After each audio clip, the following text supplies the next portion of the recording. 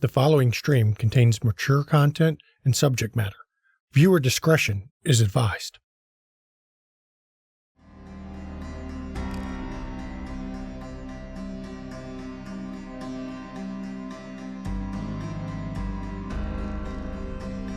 For over a century, the war between the elders and their rebellious progeny has left no domain untouched. But now, overpowered by the strength and potency of their elders, the Anarch revolt is over. After months of discussions between the warring parties, the leaders of the Camarilla and the Anarchs have agreed to a cessation of hostilities. For the Anarchs, this is an acknowledgement of their defeat. For the Camarilla, this means that victory lies within their reach. But the unspoken prophecy still hangs above them. 500 years will seven be joined, ruling in defiance of angels. For all his cities shall become ash. For all his dreams shall be scattered to the winds. Let the ancients fear the young, and gird themselves about with laws. You cannot save yourselves, you foolish kings. You cannot stop the coming storm, or even have its rage. So begins the Convention of Thorns. Welcome to our Vampire Dark Ages stream. We here at McStabber Studios understand that some of the subjects that come up during this chronicle are problematic by modern standards. Our goal is to handle these kinds of situations in a manner that does not directly or indirectly glorify these kinds of actions.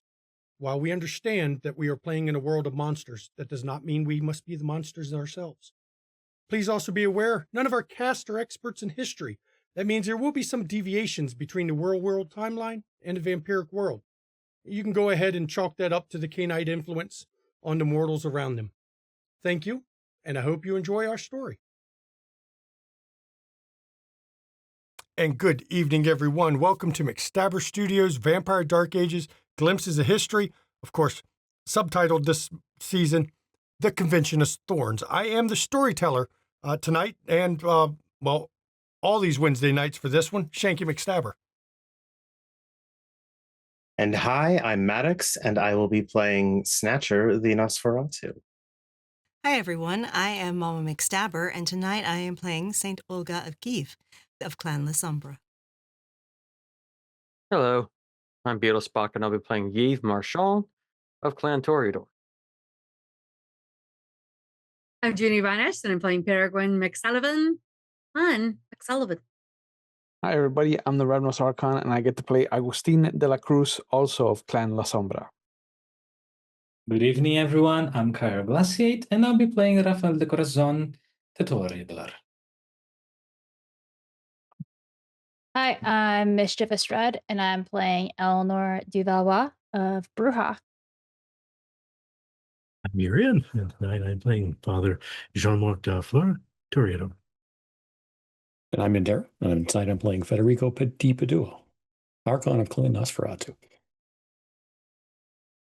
And I am Merowyrd, and I am playing Micah Vikos of Clan Simitsi. And we had a bin. You're muted, Gabriel. I Curses. knew someone was going to do a bin. When you have this many people, someone does a bin. Curses. I'm Inkblood Demon. I'm playing Gabriel Baroque, and that was just me being meta with my failing technology because I'm playing Clan La Sombra. Oh, there you go. That's a good. Good I save. like it. I like it. We can let that slide. Last week, everybody. This was also part of day 4 of the convention, and it's still day 4 technically, because as we'd opened up, Mario was killed. Actually, it's day 5 now. It did go to day 5, but Mario was killed by Karsh the Warlord on the orders of Hardestat, and that was because Mario was human. He was not protected by the rules of this gathering, and Olga, managing to find him as he was dying, embraced Mario, which happened to be directly linked to Augustine because it was his mortal son. That was a ghoul for centuries. But as we'd left off, Raphael had gathered the Belgrade coterie along with Jean-Marc Darfleur and Federico to make plans to try to fuck over Hardestat. And as we're opening up tonight, that meeting has ended. The discussion is supposed to be on this day about the Justicars being selected, and that discussion has not happened yet because you needed small group first. So everyone has to report back to the main room to go over still to decide the hardest stats. Or not the hardest, the Justicar. Well, the hardest stat too. The Justicar situation. So we're opening up as everyone has gathered once again, and Eleanor has come up to the dais again to announce what everyone has to discuss at this point in time, and we will open it up with Eleanor. I hope everyone's small group conversations went well. On the topic of Justicars, would anyone like to take the floor first?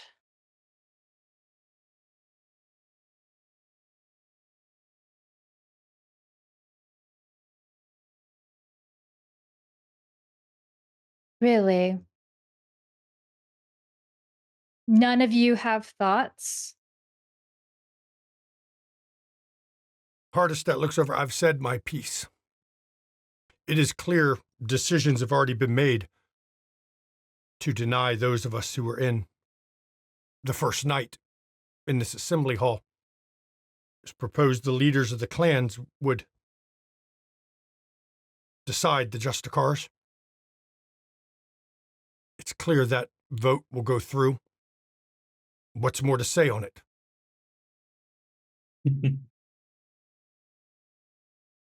Well, I do agree with my co-founder in that this decision will most likely go through, and the Justicars will be appointed by the members of the clans. I, however, would like to raise a very important part in this to the discussion of the plenty here. If the Justicars are to be chosen by the clans, what is us, the current Justicars' duty then? Because we are the most influential members of the Camarilla. We cannot be ignored. He looks at Hardestad with kind of like a very a way to say that he's got Hardestad. Raphael's on his side at this moment. And so, I would like to raise a proposition. I've thought hard about it, and I don't think there's any bigger honor for any of us. He gestures to the others, than to preside over such important decision. To host conclaves. Precisely. To be the ones hosting, guaranteeing security, and also being the home of the decisions of the Camarilla. Petronkov, he's the Gangrel founder. So you are suggesting that the founders call the conclave, at least the first one. I see no reason why not everyone, every single conclave be our responsibility. I don't think any of us are planning to go anywhere. But what happens if something should happen to us? You know, our kind do fail. We do fall. We do sleep sometimes, whether we wish to or not. It is important, then, that we address that ourselves. Put someone responsible in place to do that if we are absent. Of course, I trust that all of us would not only choose the best, but also be the best. Camilla, the Malkavian founder. I agree, we should be responsible for the calling of the first conclave.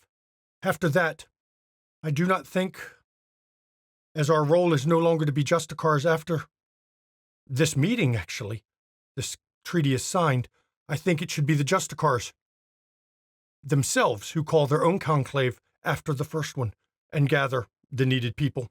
That way, the ones most at risk are responsible for setting their own conclave location and handling their security, because ultimately they must protect themselves to remain a So you Justicar. would have no future investment in this that you create. There will always be a place for the founders. Will there, if you're doing nothing? We are not. Do you trust us to be the ones to call the conclave? Why shouldn't we? Would you sabotage it? Would I? No. Would. And she looks around to the founders. Is it possible others might? Yes. Is it possible as things go on? You know how our kind is. And In knowing time, that sabotaging something of that importance would actually undermine everything that has been thought to be built with the Camarilla. come now. Saint Olga of Kiev, you know there are ways to undermine without sabotage. There are ways to manipulate a gathering such as that to ensure that you increase the odds of a desired outcome without resorting to sabotage. By removing it from our hands, you eliminate that temptation from members of the founders to manipulate events. Then what importance will the founders have outside of it? Like many of it, you will find a number of these founders are elder enough to attend the conclave or to be one of the representatives. Yes. Speaking of, there have been some discussions amongst many of us here that there would be a minimum of 7 elders required to name a Justicar. And it would need to be a majority of the 7. Mistress Fanchon, the Tremere, I like the number 7. I figured It is a powerful number. Also, Justicars should serve a term of 21 years. 3 sets of 7. Exactly. Clan Tremere definitely will not argue that one. And they be beholden to each other, so that if one fails or falls, the others bear their shame and duty to deal with it.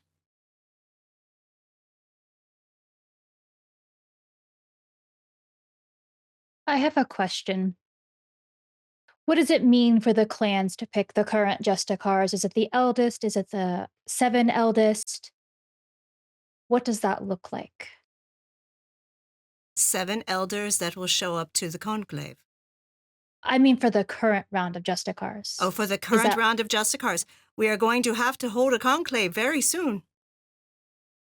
And Camilla goes, and that would be the responsibility of us founders to call. Exactly, and to make sure that the elders come. And Adana, the Bruja one, goes, but wouldn't that leave us with no Justicars at the end of this convention? Then perhaps we start our year of clemency once we pick our Justicars.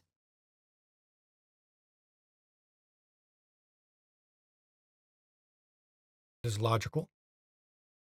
It also encourages all of us founders to be hasty to make sure a conclave is called. Mm-hmm. It prevents delay. And of course, if a Justicar does fall in the field, an emergency conclave will be called by the clan.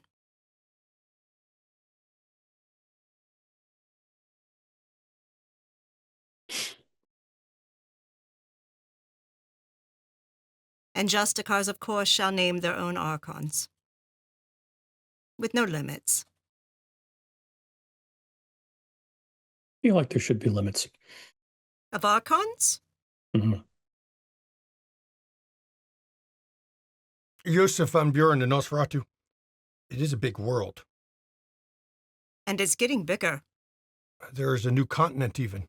If we limit the numbers too far, it would make it very difficult for even one Justicar per clan that signs to get coverage. It's a big world and travel is very slow.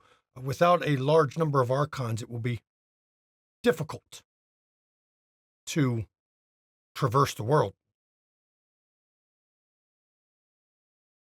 You Don't cannot be disagree. objective if you do not have the views of other people involved.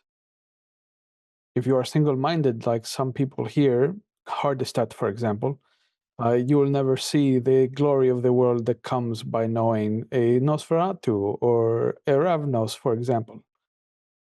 It is required that you have these inputs, these views that others have that you did not get to experience yourself.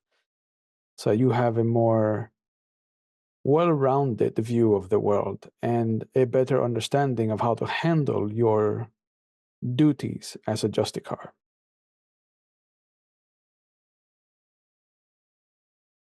That almost implies we should have a minimum.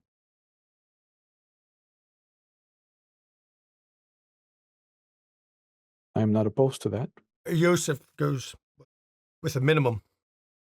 You run another problem of forcing Justicars to pick Archons that they may not know, they may not.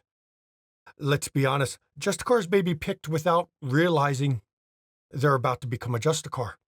If we have a minimum, there should be a period of time that they have to choose their Justicars so that they can make sure that they pick. Choose their Archons? Or their Archons, correct. Thank you. To pick Archons to make sure that they're not picking them out of need rather than picking them based on ability. It should be a combination of both need and ability. They should have a need for the Archons, and the Archons should have the ability to meet that need. I'm hesitant to put a limit on them. I agree. Because we will be fair. Will we ever get another gathering like this one to set rules? Whatever we set now, I have a feeling will not change very easily in the future. Right. And I'm hesitant to give a wayward Justicar his own personal army. Would any single Justicar creating an army be able to beat the rest of the Justicars? Well, it depends if they pick the same amount or more. If they're open to it, if there's no minimum, they could pick 7. They could pick 400. Adana goes, wouldn't the Justicar be responsible for the actions of their Archons? They would. So if they increase their numbers, are they not risking themselves by doing so? They are. And of And course, I understand them. What if the consequences do not matter to them? It should if they are Justicars. Yeah. That would bring disgrace to all the Justicars. Milov looks over.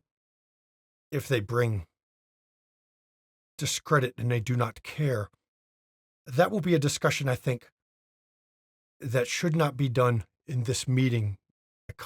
Here, I think that would be something I would suggest the Justicars to come up with, a list of some kind of those that are anathema to our kind.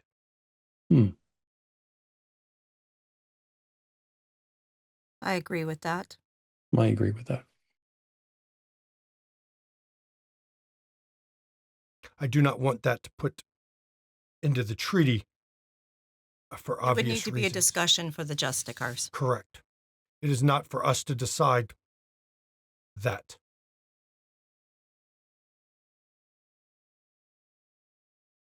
But much like we've seen over the years, the Justicars will need the power to create stuff like a list or dedicated individuals to pursue those who are anathema to us, or even more importantly, as we've heard from the far, far east, to address the issues of the demon-worshipping Baali if they come further west.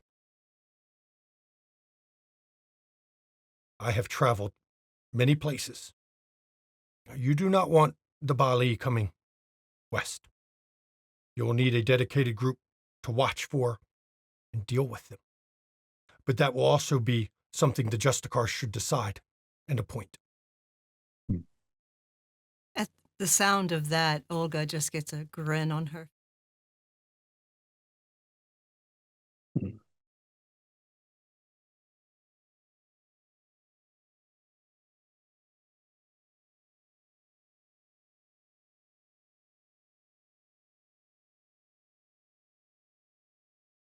Are there any further questions regarding Justicars? Didn't we speak about mixing the clans as a limit? Oh, for the Archons. Hmm. Yes, there should be consideration of diversity amongst Archons,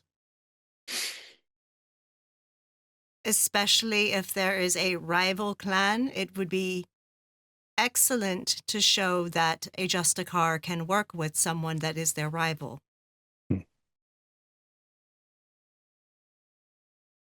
Because ultimately, upholding our laws is what is the most important.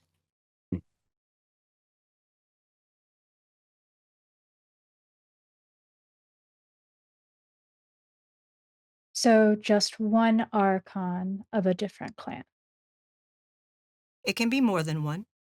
At least one. I'll At least rephrase. one, especially if it's a rival clan. And Mistress Fanchon of the Tremere goes, should not be 7? Should have one of each? I'm sorry, there's more than 7. The 7 pillars, as was At least mentioned one by of the each clan. Malkavian Umada. If it is one of each clan, there is more than 7. Yes, but they should have 7, one for each pillar. And Adana goes, really? That might be a bit much. We are 7. talking limits again. You're talking forcing those to have 7 different clans. What if, as is pointed out, it's great when there's 9 clans, there's great when there's 10 clans. When there's only 7, you force them to pick one of each? What of the rivalries you've seen over the where, and Adana looks right at Hardestat, say, a grudge held over a burned city means we most likely will not choose one of that clan because of it. For a reminder, Adana is the Bruja founder. Mm-hmm. We know we hold our grudges for a very long time. 7 would be too many. 3. Could be 3. 1. I mean, 3 of different clans.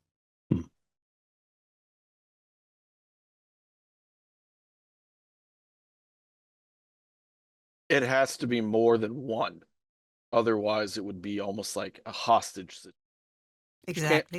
Can't entirely be mitigated. I think the number should be 5. I think 5 gives you enough insulation. We also have to know that this will not be done perfectly. This is, for all intents and purposes, a big, fancy, regal guess. Gil Burge looks over at you. Compromise? 4? 3. Let's do 5. Let's do 5.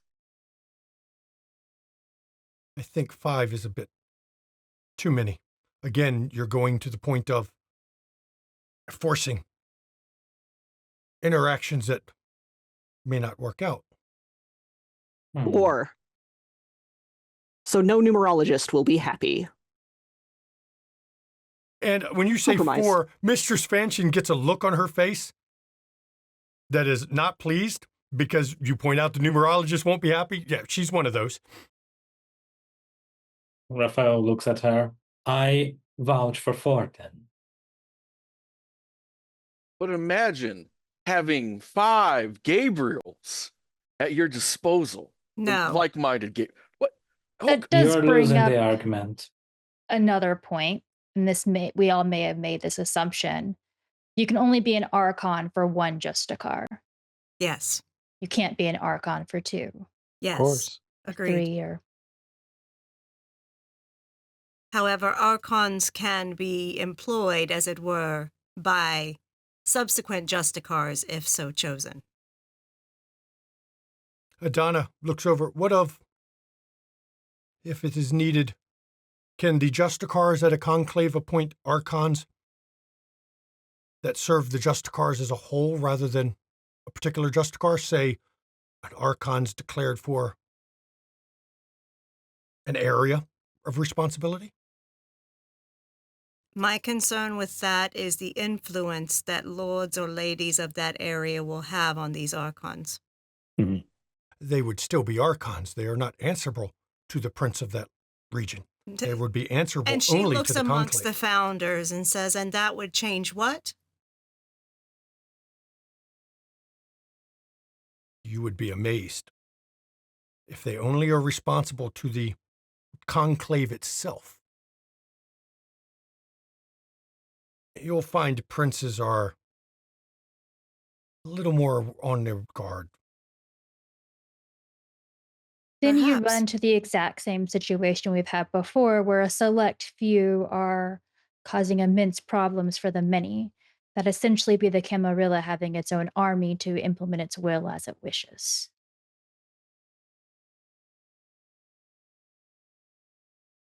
And if we are trying to avoid any specific topics of favoritism, who's to say if there are any rules that need to be in place for appointing one's childer?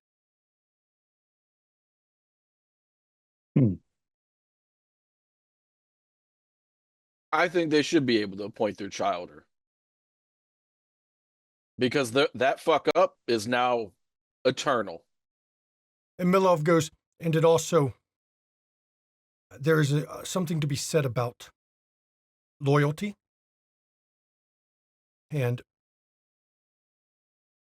if this convention can bury the hostilities, perhaps they will find children are willing to be loyal again if they are not abused.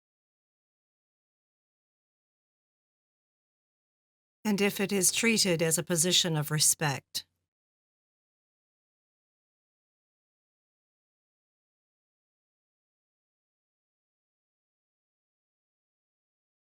Do you not know that is part of the core reason that the children rebel? The lack of respect.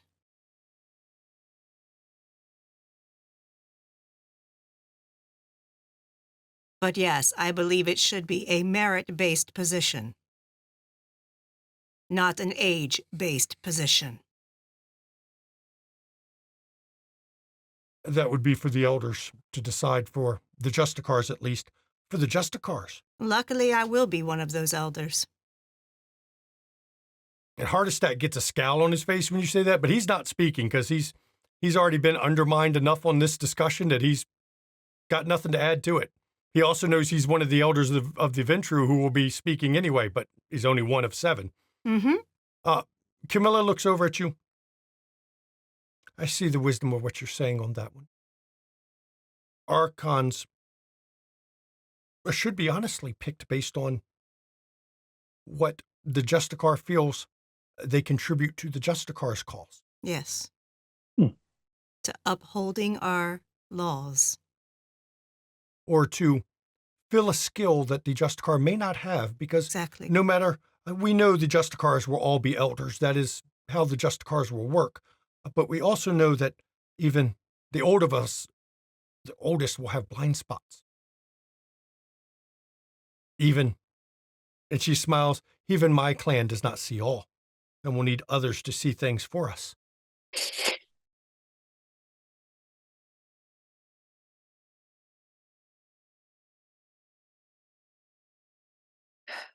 So they will serve a term of 21 years, at which time they will be replaced by a conclave of their clan elders to choose a replacement.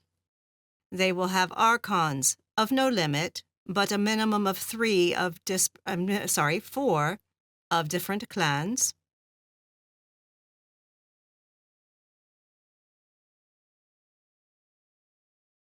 And they will be holding themselves accountable. However, I still think that the founders should host the conclaves.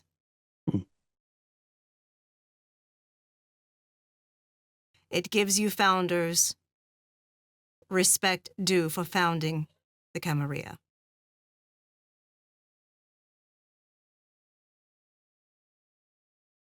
Camilla looks over. I could agree with that in theory, but as founders sleep As founders die, as founders withdraw from the world, there will come a time when there are no founders left to call a conclave. True. What if we do the founder is able to appoint a designee in their place, a legacy, so to speak, if once they are no longer able to? And Yosef looks right at Hardestat, and so you are going to set up a royal line calling the conclaves. Just the locations. That has not worked well in history. A dynasty such as that could be abused, and she's looking right at Hardestat the entire time. I understand the concerns, but let's not lie to ourselves here. Any system could be abused. Any system will be abused. Who's to say that the clan elders hosting it won't abuse it? That is one thing that I have to point out. If all the founders or appointed kindred are responsible, we have accountability to each other, and a way to guarantee that the abusing won't be one-sided. Because if someone goes out of line, well, there will be 6 others. And the Justicar's authority will be absolute. I see the logic of all these arguments. My clan is a bit forward-looking, by necessity. And I do see a time when founders will fall. Just in this convention, we have heard of one here that will be betrayed and taste the dragon's fire before the end.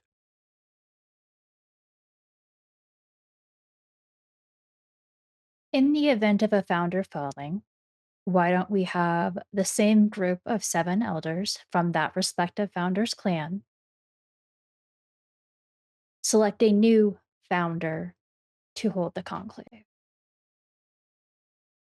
Shifted more towards an inner circle in a way. That is agreeable.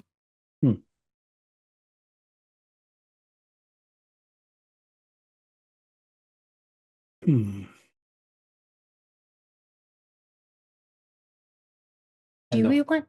Go ahead. Thank you. And of course, that would also give us a bigger position as role models. So the others of our own clan will pick well. Camilla gets that cackle laugh that only she has sometimes. I am not the one you wish to have as a role model, but I understand your point of view. Oh, sometimes those who claim to be the worst are the best. You say that when you see me on a good day. We all have our bad days here. But I understand your point of view, and it makes sense. It is understood that these Justicars should represent the best that the clan has to offer. So that would incentivize this council, this group of elders, to also be the best the clan has to offer. Correct? Otherwise, the entire clan is tainted, and therefore that Justicar is tainted.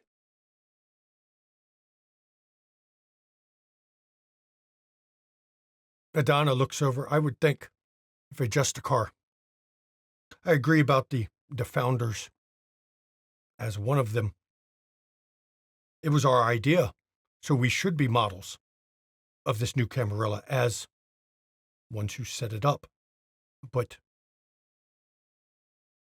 for a Justicar, if they fall, if they are lacking, that is to the discredit of their clan and their clan elders for picking them.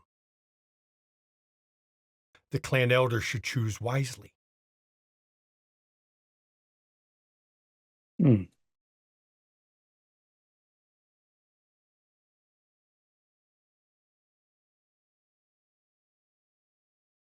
It does give them an easy out, though. I can sponsor all the bad behavior and say, oh, I just chose poorly. Well, they can say that. Our kind places an emphasis on status, that they can say they chose poorly, but there would be consequences whether they meant it or not. It sounds simply like it's just a cost of doing business at that point. Because I can think of all. Come on, Mr. Baruch. Who in the right mind would undermine their own status for petty reasons? Somebody who only needs status within their own circle. Somebody who doesn't value status the same way that others do. Someone who knows they're going to get a payday at the end of it. Somebody who's wrong. Or somebody that you just can't kill. So, not hard to stat. Yosef looks over at Jean-Marc. As I understand it, much like Federico, you did not have a choice at becoming an Archon. Is that correct? That is correct, yes.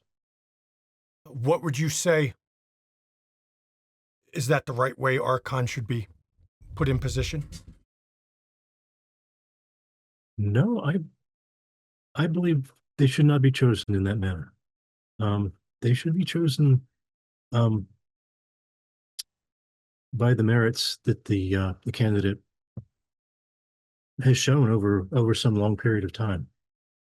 And I know I wronged you, Federico, by forcing you into what you were doing. We were at war. No. But think of this as my way to extend the olive branch to all of the Archons who were given no choice but forced to that position. I do not think Archon should be forced into it. It must always be a voluntary position, as should be Justicar. Agreed. Then maybe they shouldn't be offering up their names as candidates, and the Justicar will have to choose from them. The clans can handle it, tweak it their own way, but that leads into those wanting to be in a position should be the least chosen for it. But they should have the right of refusal. Yes. I am sure every clan and group of clan elders will come up with their own way to decide who should be a Justicar. Let's be assured, no matter what you put down, that decision will be made to each clan according to each clan's nature. Yosef looks over. I know what Clan Nosferatu will look for in a Justicar will not be the same as what Clan Toreador would look for in a Justicar. There will be a totally different idea of what makes a good Nosferatu Justicar. We value different things. Now, question that came up to me. We haven't talked about limits on service. Can a Justicar, a former Justicar, serve again? Can they serve as an Archon? I don't think there should be a limit. Justicars, if they are good, it would be a waste to throw away one that was good. And if they're not, I know that problem will be handled by the other Justicars or by the clan themselves that can no longer take the stain. The problem is if they are Justicars for too long, it increases the likelihood of corruption. She sees through me. Corruption can occur at any point. True, but it increases the likelihood of corruption. And that is why we give Justicars authority to police themselves. We do.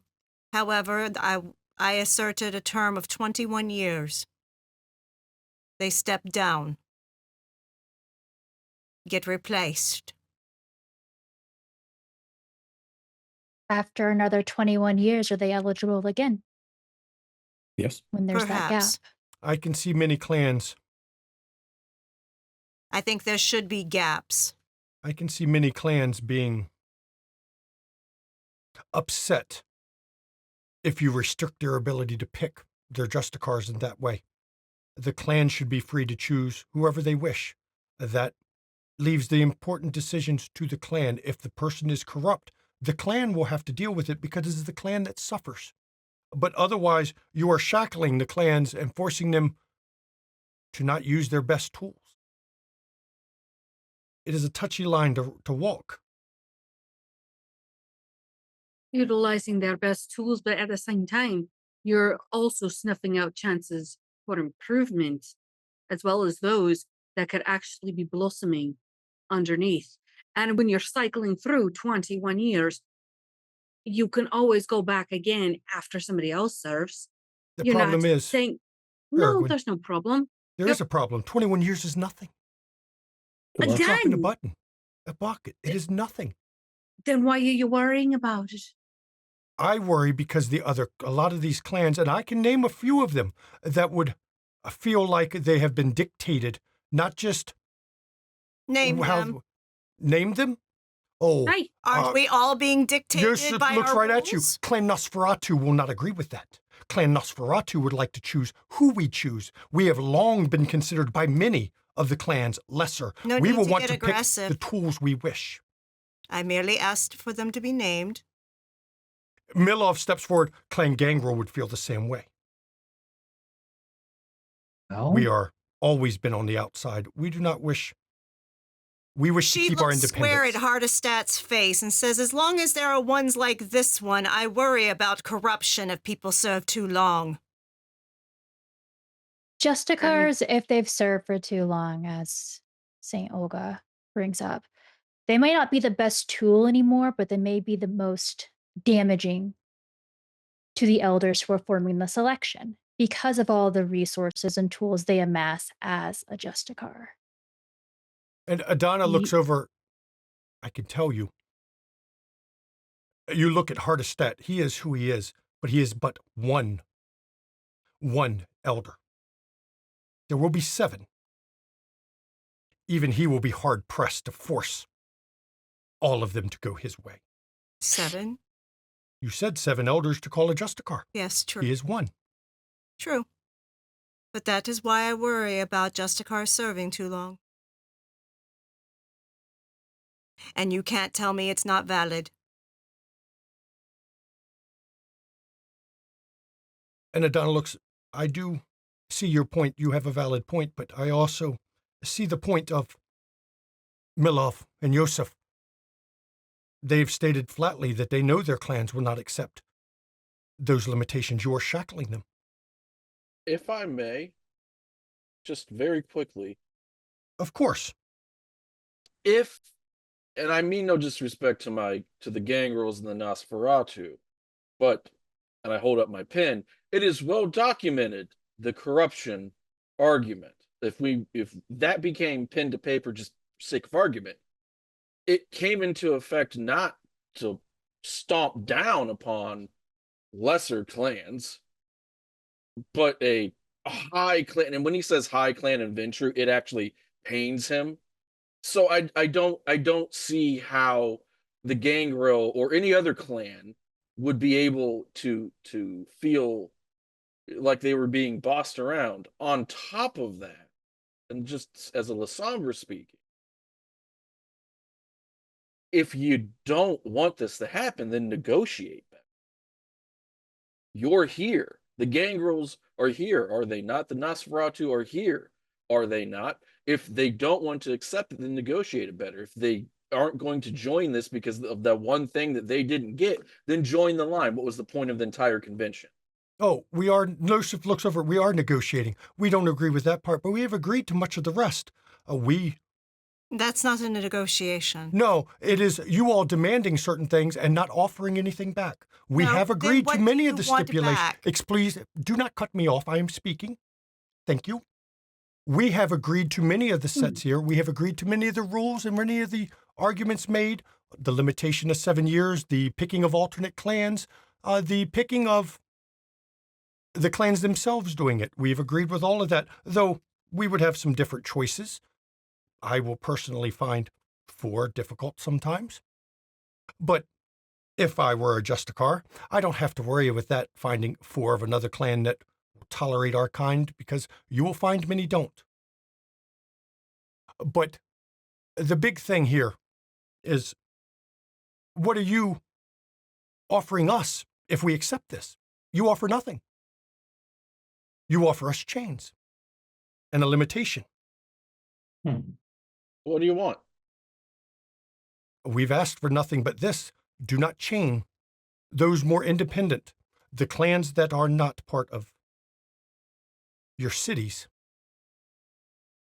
with forcing us certain rules about who we choose. We should be free to choose, as every clan should be free to choose. And if someone allows corruption in their Justicar, then I guess that clan should fix the problem, or the other Justicars will solve the corruption issue, because it is their job to police each other. It is their job to solve that particular. Why not then a compromise? Have the current Justicars also have to approve the new ones, and that would include cases of succeeded servings. One Justicar would have the approval of all the rest to continue his serving, to guarantee that not only he is the best, but also that no Justicar has a problem with that. All the rest might be a bit excessive. The majority. Are these particulars not ones that the Justicars themselves should decide? That If we I feel could it- agree with as well. As long as we feel we are capable of trusting them to do so. If we can't, should they be our Justicars? I agree. I'm just pointing out the different things to consider. Adana looks at you. I do agree with that part. The Justicars should be able to. If we are talking independence, we are talking not shackling them, then the Justicars should pick whether you can serve more than one term, and the Justicar should pick whether. I don't think they would ever get all of them to agree to not seat somebody, But there but a will be majority. conventions, conclaves every 21 years Mhm. to assess and move forward. And Milov looks at you. I could accept letting the Justicars make that decision, because then it is decided by the ones to be limited by the rule, not by others imposing rules upon them. And I cannot speak for every member of Kangangrel, but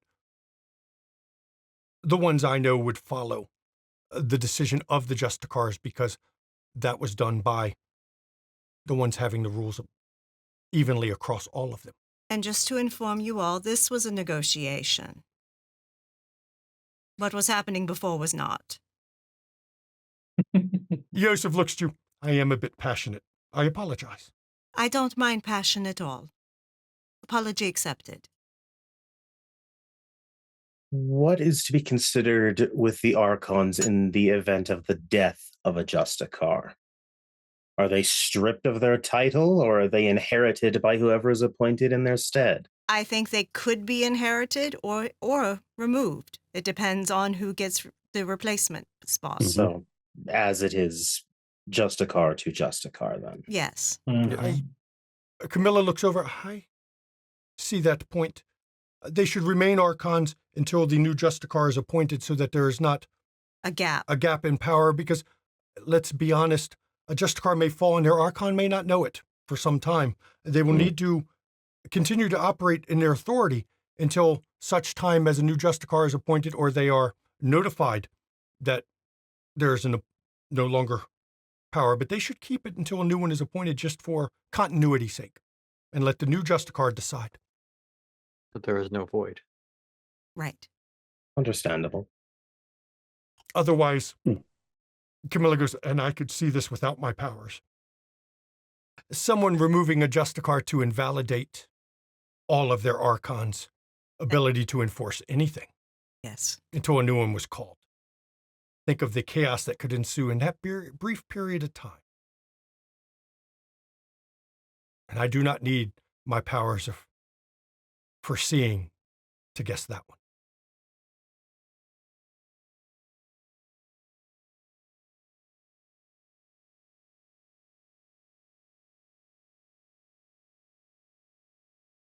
Well, do we have anything else that we would like to discuss?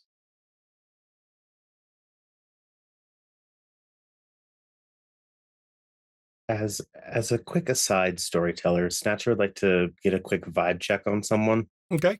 Who? The one who's been very quiet because Hardest not step? a member. No, Micah actually. Oh. Okay. Just trying to see is there any investment in this conversation, or is it just the For camera was Micah, talking? that's going to be rolling. Going to be a manipulation something. Let me look here and see. For Micah, probably still will be manipulation subterfuge. They're controlling themselves. For you, it would have to be perception empathy, because you're trying to read based off Micah not saying anything. You'll have to use empathy as your opposing skill. Both of you are difficulty 6. Also spending willpower. Storyteller, does Snatcher get any bonus for trying to read his best friend? No, because Micah is still Micah. Just wanted to check. Best friend. Ooh. Just 3 pals. successes. You can't read Micah at all at the moment. Well, all right. Goddamn Zamacy, it's changed in their face when I least expect it, so suddenly their expressions don't make any fucking sense. Fine. That's all. That's all Snatcher's checking. He's just trying to get a read, and apparently not.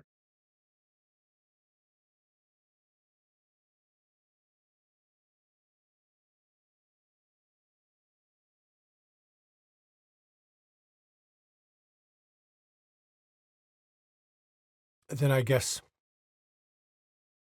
as discussed, I guess we must vote on, does everyone agree? And Eleanor, you will have to take the vote. On the terms, and this is Adana speaking, who happens to be your sire of all people, the terms of 21 years,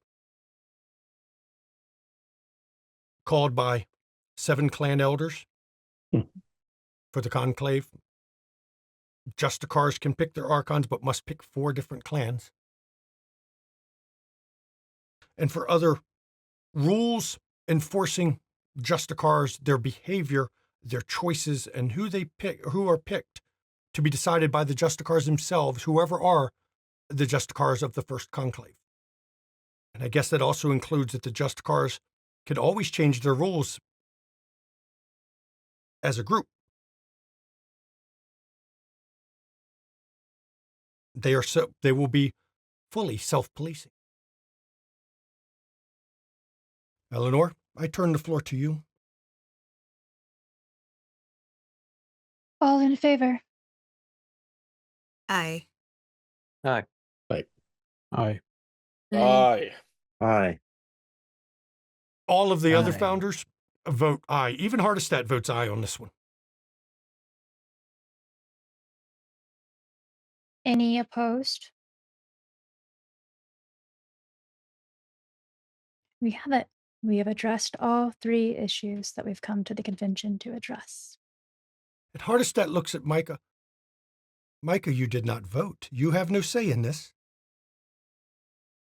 I abstain.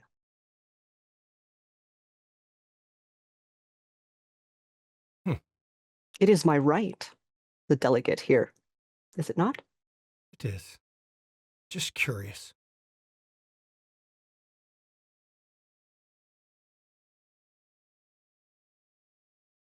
Who is the Tremere founder again? Fanchon, Mistress Fanchon. You did not meet her. You have seen Etrius that you did meet. He was the one who spoke to you after you brought Yes, but isn't he Gortrix. busy? Yes, but you know he's here. The fact that she's here tells you the ritual has wound up. He's just not in the room at the moment. So once we're breaking up, I'll do something. But And you also know from your experience with taking Gortrix, Etrius is higher on the food chain at Clan Tremere than Mistress Fanchon is. Etrius was one of the original 7. yes, So once we can break apart, then she's going to actually approach the mistress and request to speak with Etrius. Since the vote has happened, people are breaking up now. Let's get that. Olga wants to go talk to Etrius. She wants to pull aside. Okay. Who else needs to talk to somebody before we're going to go to break in a little bit, but we got a little time before break. So who else needs to talk to somebody?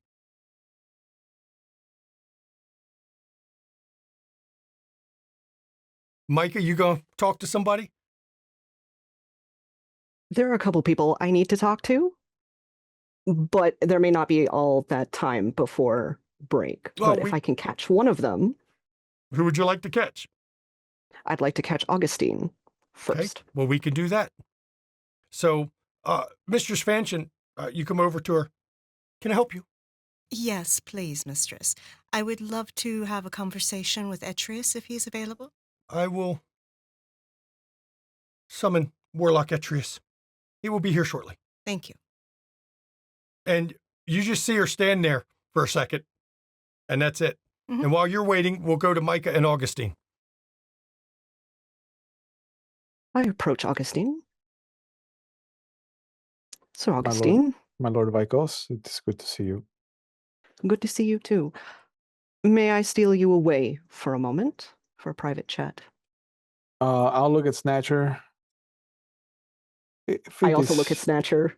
If it is allowed, I will, of course, enjoy your company.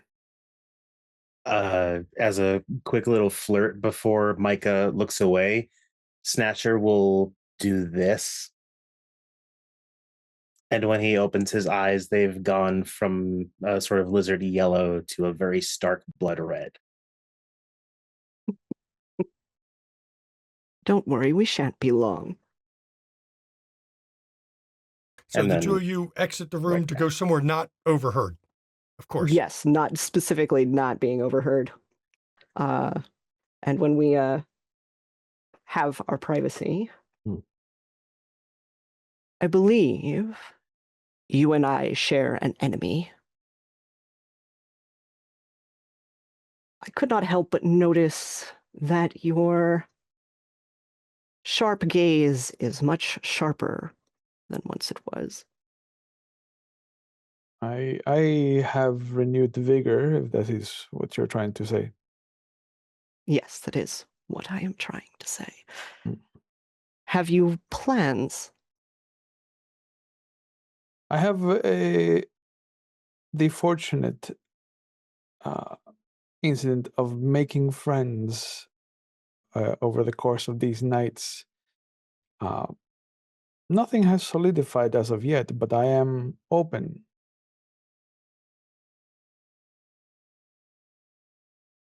Good. There are a few who I think feel as you do. It may profit you to meet them. Any friends that I can be made acquainted with because of you, Lord Vikos, I will welcome them. I do not think that they think as I do, as I have had the recent revelations to change the course of my lineage, of my life, what I have left of it, to ensure that there are certain parties that do not find success in their life ever again. Good. It is that sort of passion that is needed in the nights to come. It is not lacking.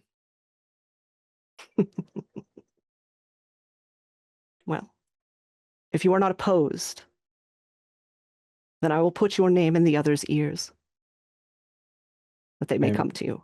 I am not opposed, and I welcome their friendship as I have welcomed yours. I hope in future we shall work together. I don't see why we wouldn't. Well, it is my hope. I may return to España to try to return into the good graces of my sire. Ah, I require assistance that only he can offer for this endeavor that we are undertaking.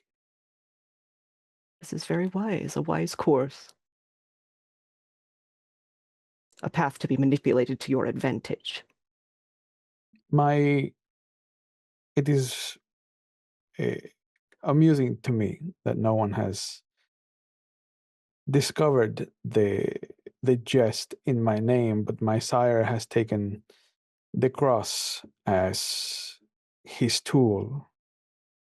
I have taken the cross as a name to jab at him. He uses it as a tool. I will use it as a road, as a paved path to what I want in my success. Wholly rude, as the English might say. Well, I will leave English words to Snatcher. Well, Augustine de la Cruz, we shall be meeting again. I look forward to that evening, Micah-Vikos. To coming success, and I offer my hand. I'll take it. To coming success. And we're flashback. Etrius comes in wearing, well, they look like the same robes he wore the night you saw him at the party with the castle that got burned down when you met Dracula. Mm-hmm. Because he was present at that as well. Saint Olga, we meet again. Warlock Etrius, it is good to see you. And I will have you know, I did put the marks that you had requested upon Seoris. Excellent. Though I fear it does not much good now, as Seoris has been abandoned. That's quite all right. The marks were not for me. They were for the architect. We studied them quite a bit.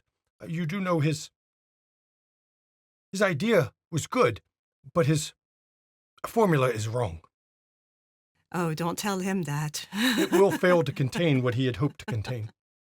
Well, if I happen to cross his paths, I will advise him of such. Please do. He doesn't visit us that often. No. Unfortunate that. But I actually have something of grave concern for Clan Tremere. Of course. It appears that your clan has been manipulated in a way that will possibly ruin your reputation. And what would that be? Yesterday eve, Warlock Strauss was called out to collect a vial of blood. That blood came from a ghoul that had been embraced at the point when that blood was collected, and is thus protected by this conclave.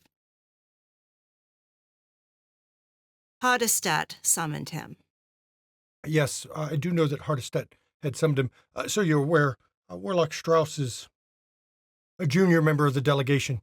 He is mainly here as, I believe the term to be used in many places is water carrier for the rest of us. While I can appreciate that, knowing that Hardestat can have access to your young and influential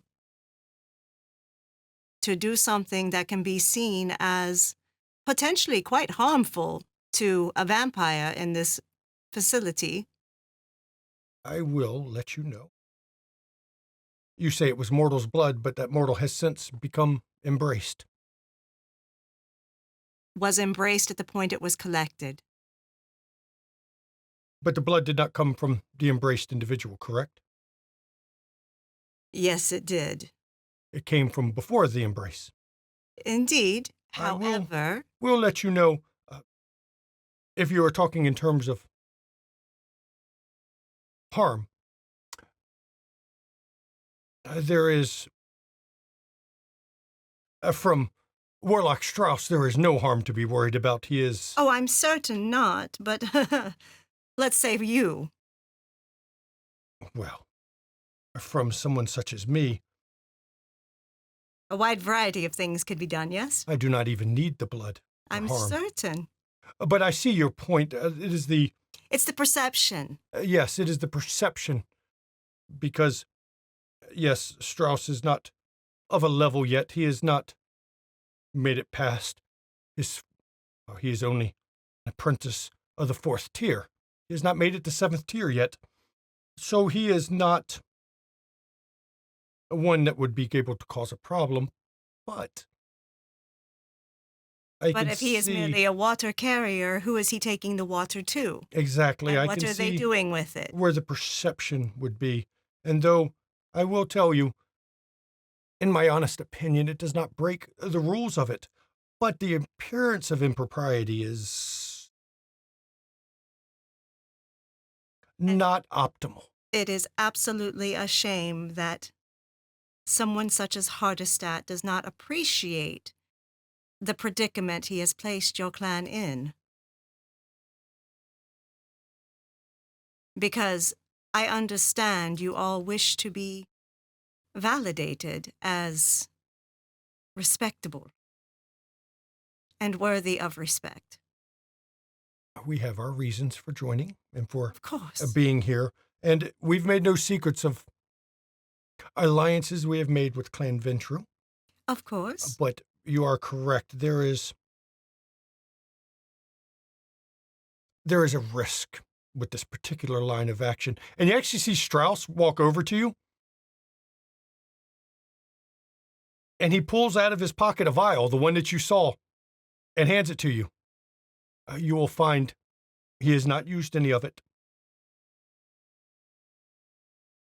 You may leave, Warlock Strauss. Thank you. And he just bows and walks away. Do not let it be said that Clan Tremere is not willing to understand the realities of the situation. It is not always about the rules. It is the perception of the rules that are important. Absolutely. We will take this up on our own, privately, Of course. with I Hardestat. figured it was the least I could do, though, to inform you of how this looked. I will commune with my master as soon as I can, so that I can make sure the proper words are relayed to Herr Hardestat. Be well, Warlock. You as well. And she will place the vial in her purse. And as you go to walk away, if you get a chance, come visit us in Vienna. It might be on my way, I believe. It would be interesting to get your perspective on some things that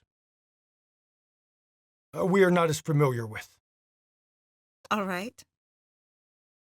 I will accept the invitation. You will find the clan knows, and you will be granted any safe passage you need. Thank you. Of course. And she turns and exits. And as you turn and exit, I think right here, everybody, is a good spot for us to go to break. We will be back in 10 minutes. Please enjoy the break.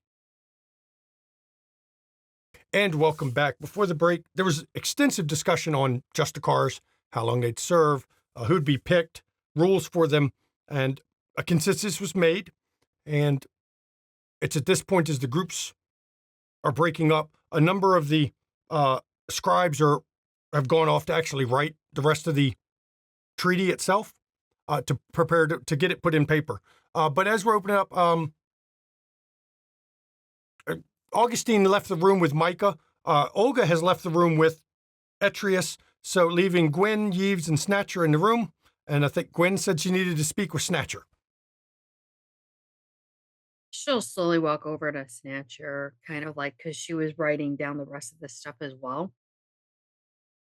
And she'll go, so you're talking to Brother Twitch a bit. How's he doing? As well as you could expect of him. had interesting insights, See, said that one he and I wheels. would not meet again until much down the line. Aw, that's disappointing. He said we would meet in a half of a twin city or something. It's so hard to parse through what he said. You know, He I'd did. love to sit down with him at some time. What? He did pass a small message to me. Oh, what does he pass on? I'm not entirely sure. I couldn't make much sense of it. Snatcher is saying specifically in a way that states, I know that everyone in this room can hear everyone in this room. So he's trying to keep it vague so Gwen knows I'm speaking in code, essentially.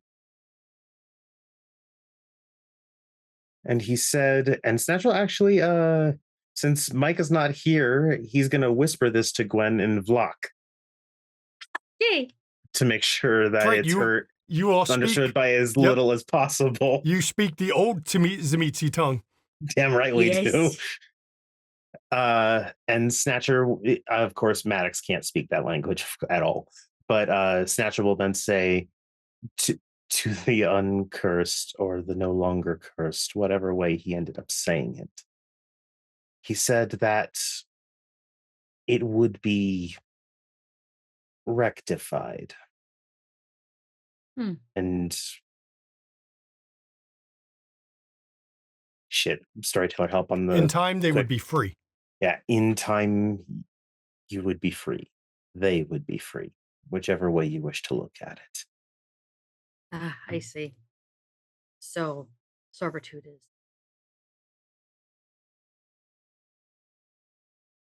I don't know about we. Remains to be seen. I think about it this way. How long has one been around? Long enough to see most of your culture modernized and crushed into the soil. Oh, well, gee, thanks. Stop talking about the English. I'm simply stating it as it currently is, Peregrine. Let's just say we used to be a pillar and a wonderful stone place of culture and education, and then all of you turn around and trumped us into nothing. I've never been, but I enjoy the idea of the Emerald Isle. Go back at some point, I think. Are you going back? Eventually. I Oh, want you're to staying around. travel, learn, have some fun. I've neglected myself in having fun. Oh, you don't say now. How many times have I been telling you to go out and have a wee bit of fun? I thought stealing was enough.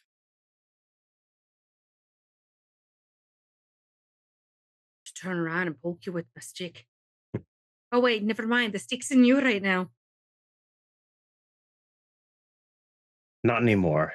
Secured, stored away. I need to see, I want to carve it really quick at some point, relatively soon. Of course. Before everyone parts ways, because I have an idea.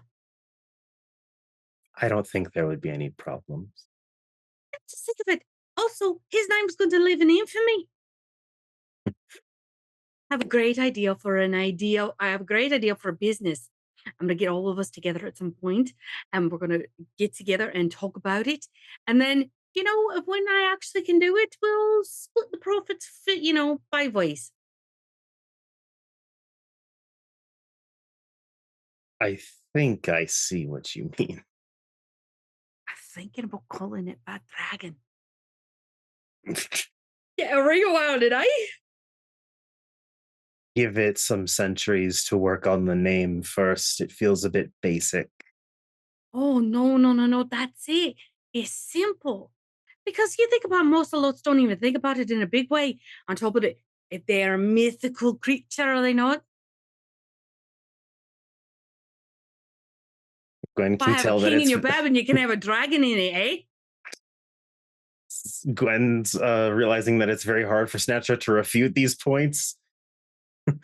So his face is just sort of stuck staring back into hers. Also, you notice his eyes are a different color.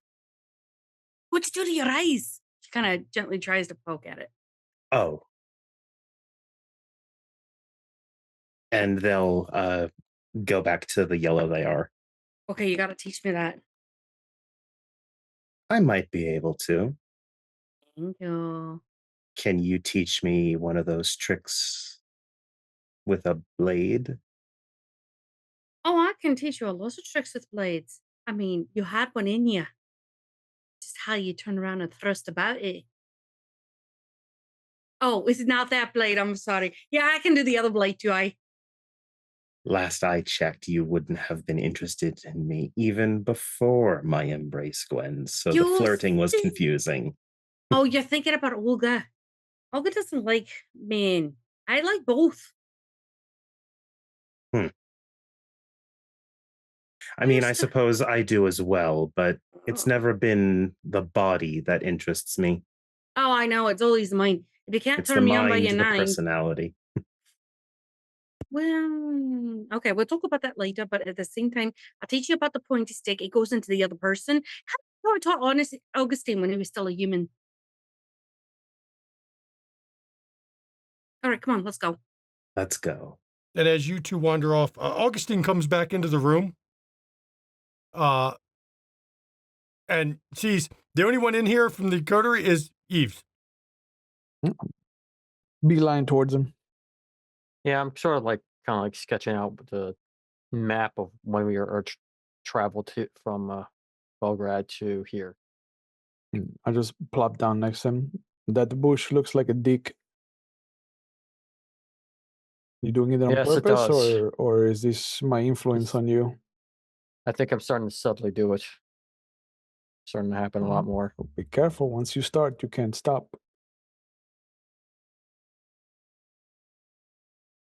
I hear you're going to the New World. I think that's the idea, yeah.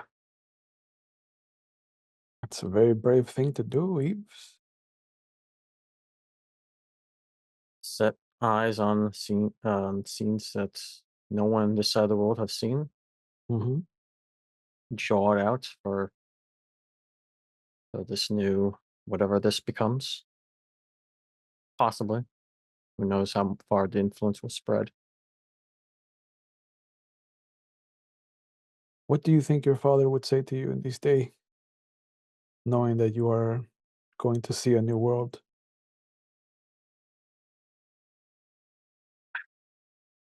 My father? I mean, he was a bit of a hard ass. Weren't you traveling merchants, exploring the world Yes. and Oh, yes. finding the roots? Would this not be something he would be interested in? I guess so. I mean, he was he was kind of stern on the paths that he already made.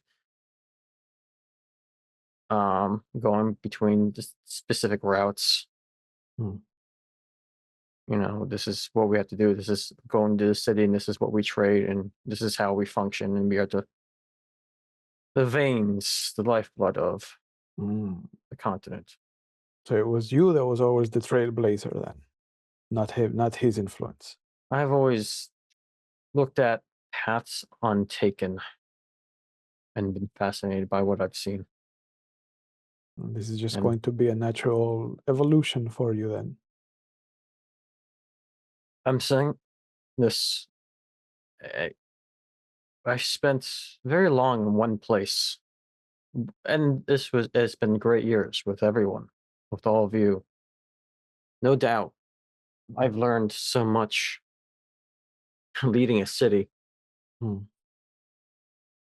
I think I can lead an expedition. I think you could too.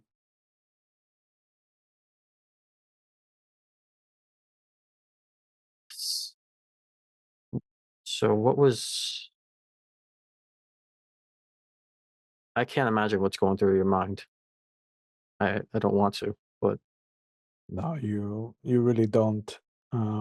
You, and I don't mean this in any bad way, Eves. Please take this as the compliment I mean it to be. You're too soft to deal with my thoughts. I guess I always was the softer touch of our group. So someone had to be it. It was necessary. There is a lot of free spirit in Snatcher. There is a lot of intellectual obliviousness in Peregrine, and I will never say this to her face, but Olga and I are much too hard for what we were supposed to do. This the balance of the five of us that really made us successful, and you had a hand in that. So when I come to you and I ask if you are honest about this venture of yours, it is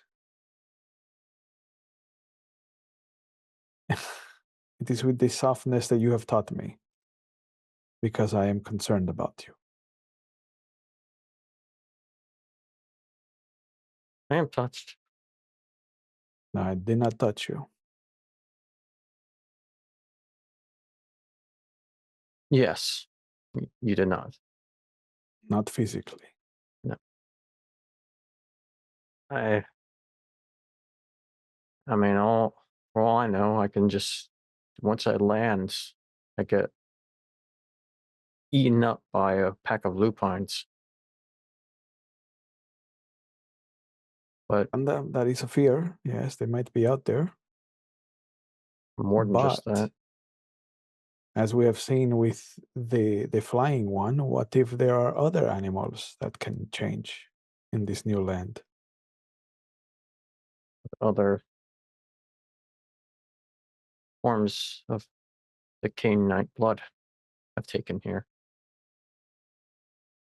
As far we've actually spread. They've actually spread. But I am envious of your spirit in this endeavor, Eve. And although I am myself returning to my home, I wish that I could go with you to see what your eyes will see. I have thought about, like I said, I've always extended the invitation to anyone of us. Slim hopes, but it's there. Someday. We'll see whatever results, paths I've mapped, I will send. And if you are ever interested, you know where to go. Of course. And I will grab his pad, put it on the seat next to us, lift him up into a standing position, kind of ease out the creases in his shoulders and his arms, and then I will give him a quick hug. Okay. Be safe, my friend, until we meet again. We have some time, but yes, I'm going to miss it greatly. I might just pat him in the shoulder and return to. And we're actually flashing to Olga's quarters. How do you deal with the hunger? Always hungry. You eventually learn to conserve it. But it takes time and practice.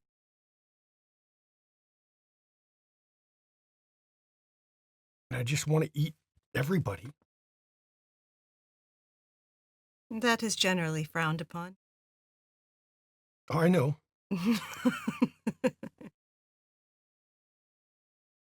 As you've said, I've got a lot to learn. You do. One of the first things, and she takes out of her purse a vial of blood, is to never trust gifts from Tremere.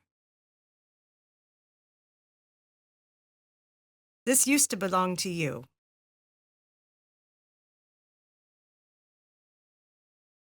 She throws it into the fireplace and it crashes on the floor of the fireplace. And it makes a sizzling noise. As it burns. Yep. gets burned up and evaporates. Mm-hmm. Where did that come from? From the one who murdered you. He walked in the room covered in your blood, trying to get a rise out of your father.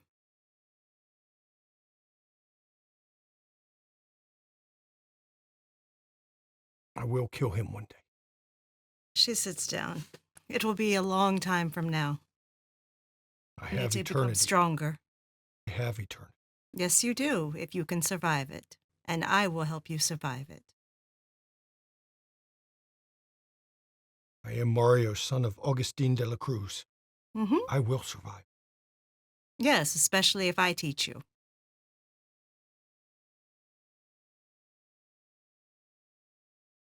Then teach me. All right.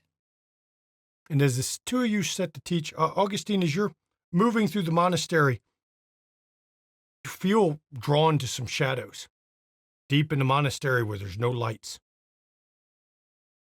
And there's two figures that are waiting for you there. One of them steps forward. It's still dark. You're at home in the dark. You can see in the dark. And you recognize him immediately. Name is Karif Al-Namar. He is the one who pulled Patricia out of the room and escaped with her. And behind him is a figure clouded in shadow that your vision cannot penetrate, cannot see it at all. You just know he's there. You feel him more than see him. Peace be upon you, brother. My good Lord Karif, I thought that you had absconded with our associate.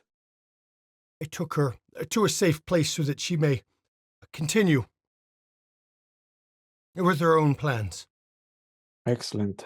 I was hoping to send her a missive to make sure that she is well. We can make sure to arrange that. My companion and I would like to speak with you. And when he says that, the darkness kind of parts a little, and you don't recognize him, black hair, kind of thin. And the guy kind of just bows a bit to you, though he's bowing, you can tell that he's not doing it to an equal. He's not doing it. It's almost like just almost like just acknowledging your existence in some ways. I'll match it. I'm Gratiano. You may not know me. I do not. I've had many names. But you have been wronged, son of Mankata. I've indeed. Yes. This is true. Do you wish to show them? Do you wish to be part of something to demonstrate we do not bend a knee? I do, in fact. Good man Karif has some ideas about what it means to be a vampire and what it means to be truly free. Plans to start up a legacy to thwart this rabble of fools at every opportunity. I think that my experience with the Anarchs and the Simitsi will be most invaluable then to you. Or so I hope. Will be very valuable in many ways. Do you wish to join us on the morrow? I will, if this is your desire. I have seen many things. I've seen a path that leads to a hand covered in black. Is that your hand I see? I have had visions of a black cross for some time. Perhaps I mistook the image and was looking for this hand all along. Say goodbye to your sister. I fear you will not have another chance to say goodbye to her. A long time. And tell her her master's vow was fulfilled. She will understand. We will see you after the treaty is signed. We will take you to where you can show them.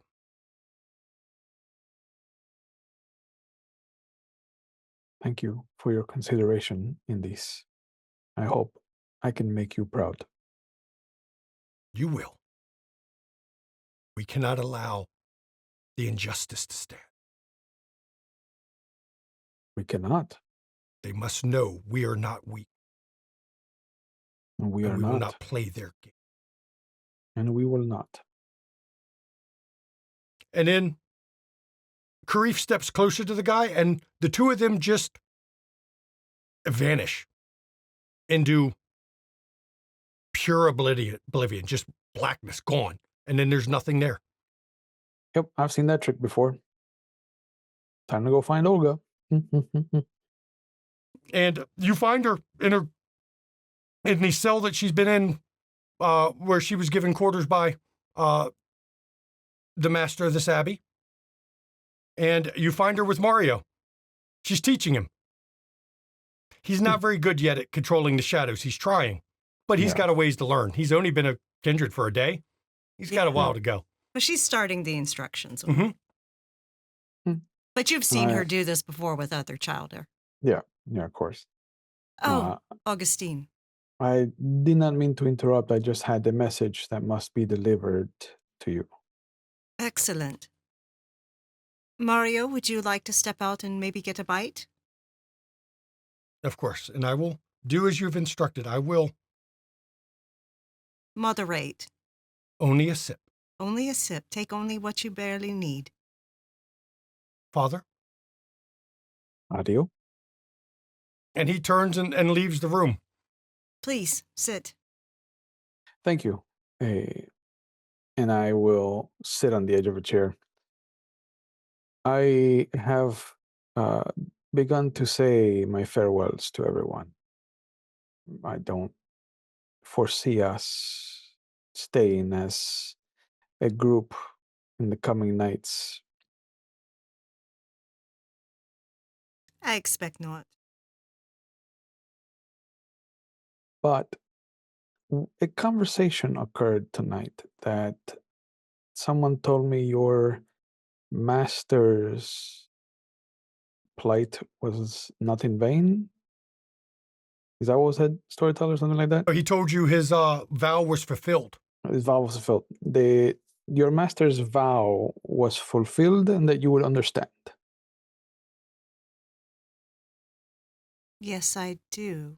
I told you this. This I cannot say. Not because I don't know his name, I just don't trust who I heard it from. What name did he give you? Gratiano. From the amulet, you hear, my brood brother. Fool who thought. Slayed.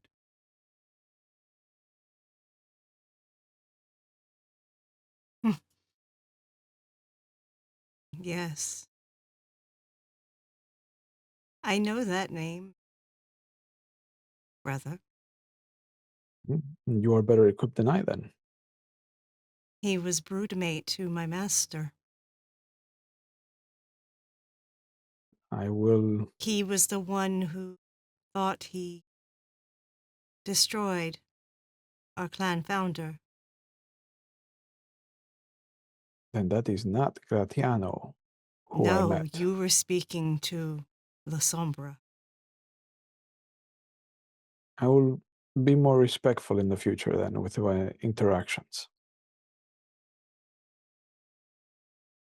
You are siding with the children then?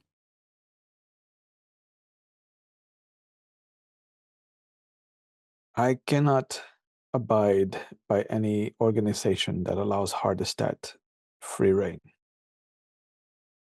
I understand. I know there are ways to cut him off at the knees from within. And I know if anyone can do that, it is you.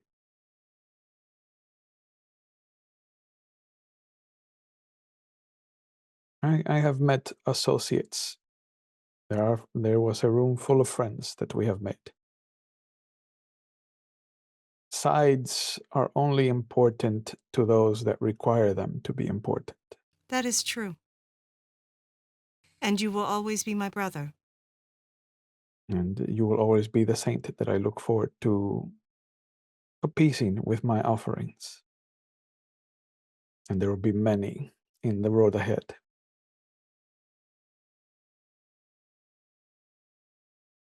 I have a feeling I may send Mario to you.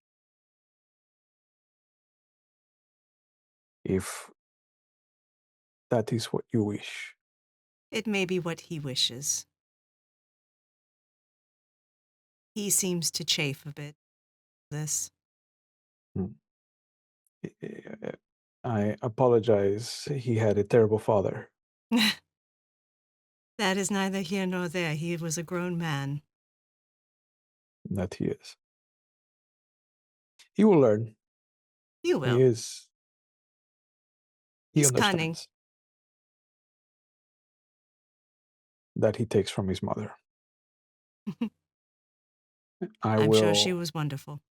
I will lean forward until I'm in a kneeling position in front of her, and I will just kind of like hold out my hands.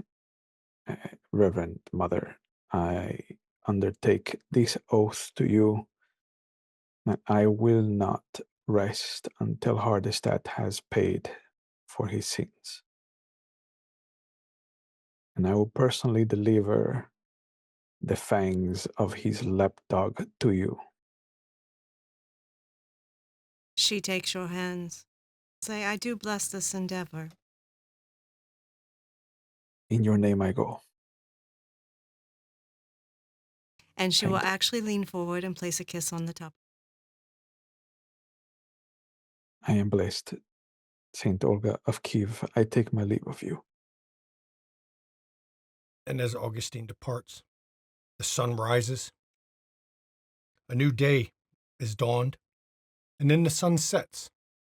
One last time, everyone has gathered in the hall for the final treaty.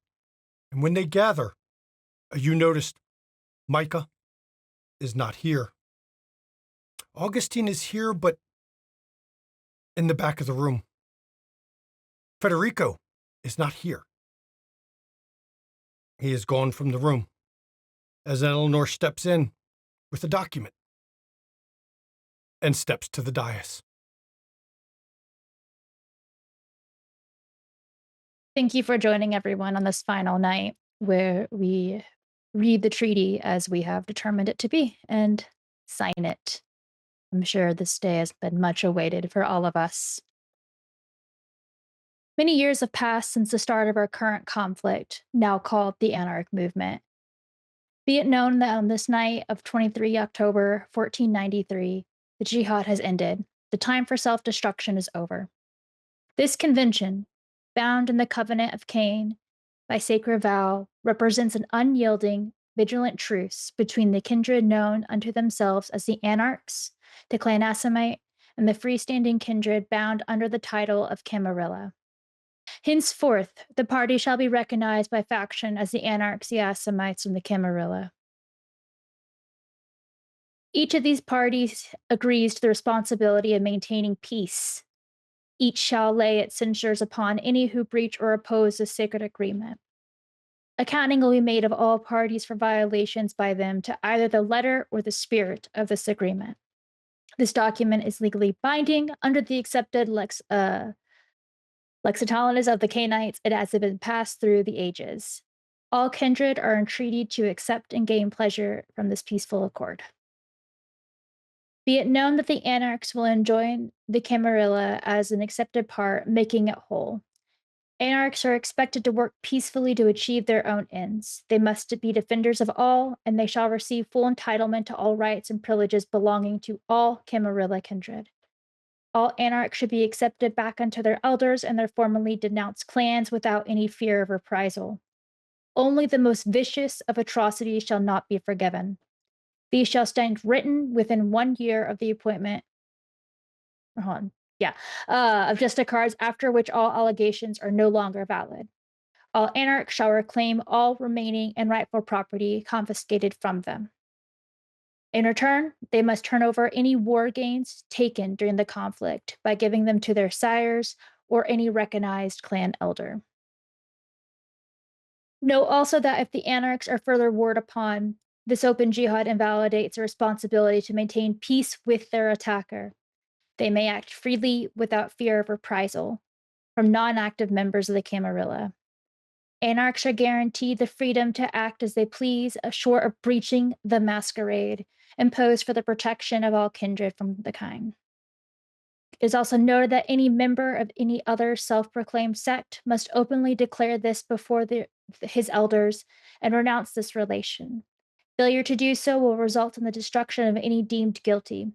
No kindred may be sent unknowingly to his death by an elder or sire, unless the security of clan or Camarilla outweigh the possible loss of unlife. From this night forward, the Assamites shall henceforth no longer commit diablerie upon members of other clans. All members of the Assamites shall become unable to drink freely of the vitae of other kindred from now unto forever.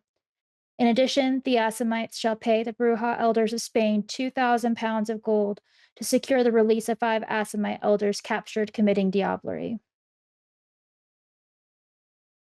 Be it also known, the Assamites are guaranteed complete independence from Camarilla demands. The Assamites' fortress, Alamut, shall be free from any further assaults. Assamites are also granted, out of respect of their beliefs, the freedom to commit diablerie within their own clan without restraint, and the right to commit diablerie upon all kindred not recognized as holding membership within the Camarilla. Justicar shall be chosen by their respective clans to uphold the traditions by which we are all held, and will be accountable to each other. If one shall falter in their duties, the shame and responsibility is befallen on all Justicars. They shall serve a term of 21 years, at which time the founder shall host a conclave for no less than 7 elders of each of their clans to gather peacefully to select new Justicars. If a Justicar is unable to complete his or her term, an emergency conclave shall be hosted by founders so that respective clan elders can select an interim Justicar to complete the former Justicar's term. The following Canaanites have been present in this meeting hall of October 18th, 1493. Shall we never be appointed to the title of Justicar? Hardestaff the Elder, Ventru. Adana de Sifiorza, Bruja. Milov Princhanikov, Gangro. Camilla Baines, Malkavian. Joseph Van Buren, Nosferatu. Raphael de Corazon, Toreador. Mistress Franchan, Tremere. Eleanor de Valois, Bruja. Rodrigo de Padua, Nosferatu. Gabriel Baruch, La Sombra. Jean-Marc de Harfleur, Toreador. Micah Vikos, Zemitzi. Patricia Bolenbrook, Bruja. Gilbert de Harfleur, Ventru. Olga of Kiev, La Sombra. Augustine de la Cruz, La Sombra. Peregrine MacSullivan, Assamite. Snatcher, Nosferatu. Yves Marchand, Toreador. Justicar shall choose their own archons, which must be chosen from at least 4 clans. There's no limits on how many archons a Justicar can have. Archons shall only report to the Justicars and thus have jurisdiction over domains in the Justicar's name. It is rendered that all parties involved and all showing allegiance to any of these parties shall be held responsible for all aspects of this convention brought forth here. A neutral kingdom of England outside the hamlet of Thorns, near the town of Silchester. Maintain, hold truth, and peace for us all. As the gathered Canaanites go forth to sign, Olga, you notice Augustine is gone. He is not here. She knew he would. And this is where we're going to end episode 7 of Vampire Glimpses of History, The Convention of Thorns. We have one episode left, the final episode of this chronicle. And before I go any further, round of applause for Eleanor for Mischievous Red. Thank you for reading that. It has been a fun season. She is way underpaid. Olga has a job for her. Yeah. We will see. We got one more episode left. It's not over. It will be, but not yet. Tonight, decisions were made, votes were cast, and paths diverged. Augustine has chosen to walk a different way. He is working with the other side of the cloth from Olga. The polar opposite in some ways. And I would like to thank my players, you the viewers, all the guest players. Everyone was amazing tonight. You did a good job. Before we go any further, I would like to thank Inkblood Demon, Gabriel, for playing with us because he will not be here next week. He is not party to the shenanigans of next week, but I do thank him for playing with us. He has been a joy to be at this table. You are welcome back to any time. Apply to any of my games. Jump in that shit. You were fun to play with. We loved having you here. Thank you so much. You brought big energy to this game, and we loved having you. So don't question yourself. You were great. We loved it. You were fucking awesome the whole time. So please, everybody, join us on our Discord. The cast of this show comes from our Discord. All of our shows. Matter of fact, we have an open casting call right fucking now. Oops, All Hakata game. It's a Vampire V20 set during the family reunion, all Necromancer clans. Run by me. Run by Mama. Shanky is not running a vampire game for once because there's no way in hell I'm running Friday and Saturday Night Vampire. Oops. There's no way. All Necromancers. Yep. Oops. Oops. Yep. There's no way I'm running a Friday and Saturday Night Vampire game. I'm calling it Fuck All no. in the Family because it takes place during the family reunion. Yeah, and you know, there'll be some Giovanni there somewhere. And so some of course, Giovanni jokes, I'm sure. yeah, we got to make some Giovanni jokes. Hey, at least Jean-Marc down there won't have to hear a lot of West Virginia jokes because, well, just replace West Virginia with Giovanni and you're covered. Because, man, fucking Giovanni. So we also do non-stream Zoom Hangouts. So if you're on our Discord, you can hang out with us. We do them every other week. We're going to get them in before this new Chronicle starts because it's going to make it harder to do them on Saturday nights. So definitely join us there. If you want to catch our back episodes, I've been told I got to tighten up our outro, so I'm trying to get through it quicker. If you want to catch our back episodes, go to our YouTube. We have all these back episodes. We have all the other back episodes, all of our content on the McStabber Studios channel. And if you want to see D&D or Call of Cthulhu, go over to London Esoteric Society's channel. Our keeper of arcane lore, Dr. Tish, she's fucking wonderful. She runs a great game. It's a lot of fucking fun. It's not as stab yourself in the eye painful as a Shanky game, and it's not as goddamn depressing as a Shanky game, so you should definitely watch it because it's a lot of fun and it's enjoyable. So go check that out. If you want to get you some studio merch, hey, get you some merch. We have some. We don't really make money on it, but, you know, Can't Wish a Motherfucker Would t-shirt, that's always good. Cat's to-do list. Because everyone wants a little bit of dragon in them, or a lot of dragon, or if it's Micah's, it's a bad dragon. Naughty dragon. Mean, I'm sorry, but I don't think there's anyone freakier than a Zamitzi, okay? I mean, it's tough to beat that. Yeah, it's hard to mess with clan bondage on that one for sure. And can be whatever they want to be, not whatever you want them to be, whatever they want to be that moment. Yes. That's a different discussion. And remember, if you're Zamitzi, it's their land, and they will make sure you know it's their land. That's right. So check that out. You want to see some friends? Hey, guess what? We got friends.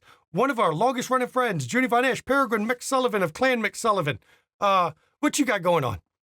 Well, I like to make things strangle yarn because I was told orange does not look good on me. I stab fabric and I do a whole bunch of other shit. This was actually an idea that I was given by one of the viewers here. I play with actually on Friday nights. Sir Clunicus wanted to learn how to make it was supposed to be a water bottle holder, and I turned around and made it into a lantern dice bag because somebody likes to think that I need to make more dice bags. I don't know who. I might be pointing to them. Anyhow, so this is one that I made actually from that design, but I do a lot of other stuff. If I'm not there on my channel, then I might be on somebody else's channel role playing stuff, or I might be somewhere else playing stuff too. I'm all over the place. Just check. And remember, you can never have enough dice. You know what that means? You can never have enough dice bags. Yeah. Facts. Facts. Mm-hmm. Our other friend, Ravnos Archon, who's going his separate way and met Gratanio tonight, who ate La Sombra, who is not Gratanio. Mm-hmm. No, that was La Sombra himself. Who in later nights, just so that Ravnos Archon could say that he's always right, became Marcus Vitel. There, I worked his name into the stream. There it is. There we go. I worked it into this. I worked it into this season. Finally. Okay, there you go. I brought the name up. Go ahead, Ravnos. God damn. Hi, everybody. I do TTRPG stuff here on my own channel. Right now, I'm going to be doing one last episode of my creative character stream where I interview somebody that as they do character creation for a game they've never played before. And then in August, I'm going to be doing the end of August. I'm going to be doing a little mini series of City of Mist, which has been just from character creation. It's going to be crazy and amazing, hysterical. So I look forward for that. And like they said, if you're on the Discord, you'll see when we go live. Yep. Definitely be on the Discord. Our two other friends, Psychshire, she plays with us on Friday nights, is Margot. She streams video games. Matter of fact, she's streaming video games right now. So go check her out. And if you want to see Cirque Lunicus, our bard of the channel who streams, he dances sometimes. Sometimes he plays games. Sometimes he does art. He talks, does crochet now. So, you know, because somebody taught him. So you should go and, check his channel out. Bits and donations, they go to the players, not to the studio. It's a way for you to give something to the players to show thanks, because there's a lot of effort behind the scenes and a lot of planning and a lot of outfits and time commitments that go with this. But, if you want to support the studio, pop over to our Ko-fi, subscribe on Twitch. I will say, don't give money you don't have.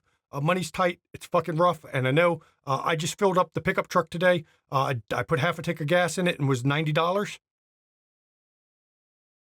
Actually, it was 2/3 of a tank of gas was $90 in the pickup truck. So, ouch. If you, way to support the channel without spending a lot of money, go to our YouTube channel, like the video, comment on the video, subscribe to the channel, hit the notification icon.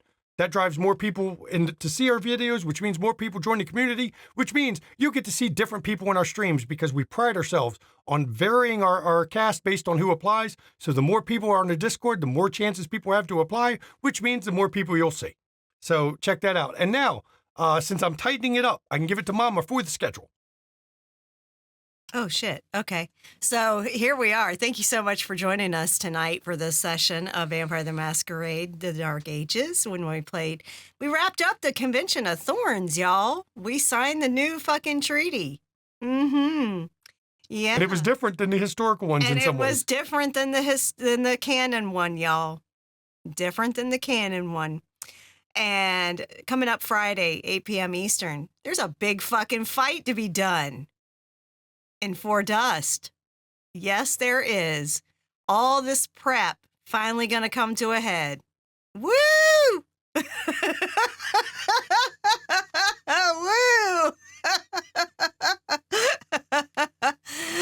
And then Saturday at 3 p.m. Eastern, Randy, what y'all doing in Call of Cthulhu? Doing all the bad things. Well, the good things, actually. Reading all the books and reading them out loud. We're going to die. We're going to die, Mom. Yeah. Of course. That's, we're going to fucking die. We have a boss fight of our own. Yep. And two boss fights. Our enemy and our stupidity. And stupidity is winning. Stupidity is winning. Goes crazy. It goes crazy. No, but reading the books out loud, that's how you learn that Cthulhu mythos. Yeah. And you Pretty go much. crazy, but you learn the mythos. Right. Which is the whole point. That's right. Yeah. You know what? All I have to say to that is, hang on. Shanky Beard says no fucking way. So that's what they're doing on Saturday. Boss fight. Yeah. Looks like we're just having boss fights Friday and Saturday, y'all. And then we'll be back Wednesday for the series finale. Chronicle finale of Vampire the Masquerade Dark Ages. And just get ready. At the end of every chronicle, I tear up a little bit. So just get ready. It'll happen. It happens. Yep, I admit it. It happens. And look, mental health, everybody, it's not a joke, not a laughing matter. Please take your mental health seriously. Take the mental health of others seriously. Look, people are not okay. We mask it well, and I say we for a reason. We mask it well. We hide it. We hide it behind a facade when inside we are not doing good at all. And please reach out to those around you, especially if you haven't heard from them for a while, because a lot of times all it takes is someone to reach out. Hey, how's it going? To get them out of the darkness and to break them out of a shell they happen to be in. And look, if you suffer from mental health issues, I have to say, it's okay to not be okay. Mental health is health and it's important, but there's nothing wrong with admitting you need help. So reach out to your own support network. And if you don't feel you can, look in chat. There's a list of numbers you can call or text 24 hours a day, 7 days a week. There'll be professional help on the end of the line. And if you are in crisis or you watch us on YouTube and you need that help, go to findahelpline.com. Click like 3 or 4 clicks is all you need to do to figure out which country you're in, and you'll get your support. We want you to take care of yourselves, okay? It's very important to us. And now Mama can give her hellfire and brimstone. See, I tightened up my outro, and Mama can now do her part. She can tighten hers up, and then we can end the stream before 10:30. So take your meds, drink your water, get some sunshine when you can, but wear that SPF. They always say wear SPF 15 or more. I say wear SPF fucking 50 because skin cancer is no goddamn joke, y'all. 15. I smell bacon. Exactly. If I wear SPF 15, I'm turning into lobster, for real. This is SPF it don't nothing, really protect that well. unfortunately. And you want to make sure that you're wearing sunscreen that protects against UVA and UVB. Okay, you want both, for real. Also, get your goddamn shots. If you're responsible for minor children, get them their fucking shots. Shots don't cause autism. Autistic people fucking cause autism. That's how that happens. It's genetic. Yeah. And then lastly, make sure you're registered to vote, because we got to make sure we take Congress and turn it on its head and get some fucking Democrat control so that there is some kind of fucking checks and balances against our current regime that's in power. Yeah, because right now there's none. And from what I hear in the funding package that went through the House, they passed the SAVE Act. Good thing there's been a number of senators, even GOP senators, who are not happy with it. So they're literally trying to disenfranchise voters. I doubt they're going to get the 60 they need. Yeah. So I'm hoping the Senate doesn't pass it. Because if so, it's not just disenfranchising minority voters, it's also disenfranchising women voters as well. They added it as reconciliation, which means the Senate parliamentary is going to remove it right off the bill because it can't pass through reconciliation. So there's hope, but pressure your Congress people just in case. Hope, pressure your senators. Please pressure them. Call them. Please call your fucking senators and tell them to not approve the fucking SAVE Act in that bill. Even the real ID, if you've gotten your real ID, that even it count. Doesn't count for what they're trying to make people for proving you can vote. I'm just glad I have all my fucking documents. For real. And that I've been married 3 times, y'all. But that should tell you something. If the real ID that they were putting to make you safe to get on planes is not enough to prove you can vote, that should tell you how bad it's going to be if this passes. Is bad. And it costs fucking money to get those records if you don't have them. It costs fucking money. It's Signing up to vote should be free. So seriously, pressure your fucking Congress people about this, okay? Just pressure your senators. Real fucking important. And make sure you're turning up to vote. Primaries are still going on. They'll be going on up until right before the freaking election. So make sure you participate in your primaries. If there's any special elections going on in your state, participate in those. If you're planning to sit out the freaking midterms, fuck you. We need to vote, okay? Seriously. It's real important that we light fires under our asses and fucking vote. Okay? And for the rest of folks that literally voted for the GOP, that voted third party instead of voting for a Democrat, that literally abstained because more people abstained in the last presidential election than actually voted, fuck right off. Thousands upon thousands of people have died because of this regime across the world, and that blood is on your hands. Fuck you and go to hell. Soldiers are dying because of an illegal war in Yep. Iran. As a veteran, that really pisses me off. So I'm sorry, yes, I get political as fuck because politics affects all of our daily lives, y'all. It really does. And just remember, every day is Shut the Fuck Up Friday. No cops are your friends. They're all bastards. And please have a good night. And I do thank you all for coming. Hopefully you come for the final episode of this, because trust me, you thought this shit was crazy. It's going to get wilder. Good night, everybody.